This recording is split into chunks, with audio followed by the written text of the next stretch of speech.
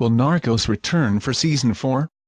Netflix has officially renewed Narcos for a fourth season and has announced that Michael Peña and Diego Luna will be starring in the new run. Season 4 was ordered back in 2016 when the streaming giant recommissioned 2 seasons in one go. Production on Narcos Season 4 is now underway, with filming taking place in Mexico City, Mexico. Stars Michael Peña and Diego Luna have moved from Colombia to Mexico. Netflix has not announced an official date yet, but it is expected to drop in September. A teaser was recently released revealing the casting but didn't give much away about the plot. The death of location scout Carlos Muñoz Portal had previously cast doubts about the show's viability. Portal was found shot dead in his car in Mexico, where he had been scouting locations for the next season. Pedro Pascal, who plays Javier Peña, called the 37-year-old's death tragic, and said that the show could only continue if it is safe to do so.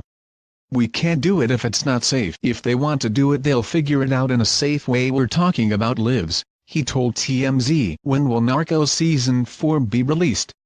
According to Netflix, Season 4 is set for a comeback later this year. If Season 4 goes ahead, tradition dictates that it will be released in September 2018. The second and third seasons began airing in September in both 2016 and 2017 respectively. What will happen in Narcos Season 4? Narcos will hit the reset button once again, with a new drug cartel and possibly a new team of DEA agents. Netflix has confirmed that the series will explore the originals of the modern drug war by going back to its roots. It will chart the rise of the Guadalajara cartel in the 1980s as Felix Gallardo, played by Michael Peña, takes the helm. Javier Peña put the 4 Cali godfathers behind bars in the Season 3 finale, but while doing so uncovered the true depths of Colombia's corruption. He learned that the Calis had effectively bought the Colombian government, having funneled money into President Ernesto Samper's campaign, a fact which the U.S. ambassador and the CIA both knew. When asked if he would go to Mexico to continue the war on drugs, Peña resigned and returned home to Texas. In the final scenes, Peña stood with his father and watched a boat full of smugglers bring cocaine into the U.S. "You can stand here for an hour and you'll count 20 of them going by," Peña Sr. said before asking his son if he would go to Mexico.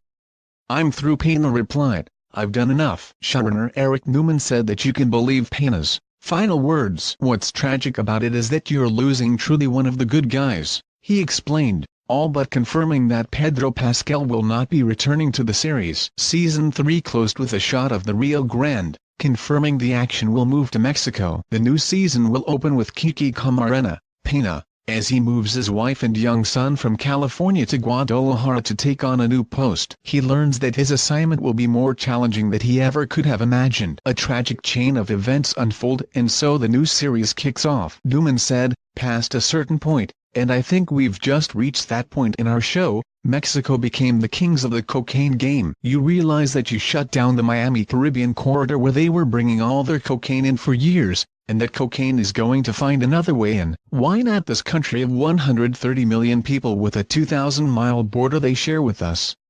It seems to make the most sense." And that's exactly what happened. There is definitely a natural passing of the torch to Mexico, who at the time were already very successful as heroin and marijuana smugglers. It makes perfect sense that you would employ what they call the Mexican trampoline to bounce cocaine into the States. Some have predicted that Sinaloa kingpin Joaquin El Chapo Guzman could be the series' next villain. At the height of his powers, Guzman was named the 10th richest man in Mexico by Forbes with a net worth of $1 billion. The magazine called him biggest drug lord of all time. Guzman rose to notoriety in the late 1980s and early 1990s, and was imprisoned in 1993 for murder and drug trafficking. 8 years later, he escaped a maximum security prison and evaded authorities until 2014. After he was re-imprisoned, El Chapo escaped for a second time in July 2015. And was captured for the third time 6 months later in January 2016. Narcos is available now on Netflix.